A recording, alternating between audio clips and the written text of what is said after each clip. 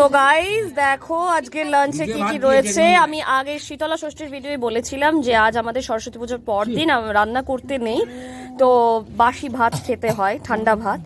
তো দেখো রয়েছে ভাত, আজ কিন্তু গরম গরম ভাত নয়, আজ ঠান্ডা ঠান্ডা ভাত। সঙ্গে রয়েছে বেগুন ভাজা, আলু ভাজা, শিম ভাজা, রয়েছে বাঁধাকপি, আলু পোস্ত, রয়েছে বড়া দিয়ে পাঁচমিশালি টক, আর এখানে রয়েছে মাছের টক। এই দেখো, তো চলো টাটা।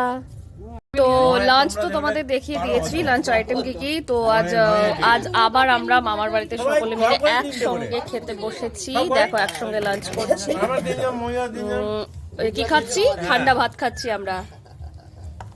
দেখো সকলে মিলে বসেছি, সকলে আছে, মামা মামি বাবা মা মাসি মেসমশাই ভাই বোন সকলে আছে। মাসি এখনো বসতে পারেনি, বসবে এবার। তো চলো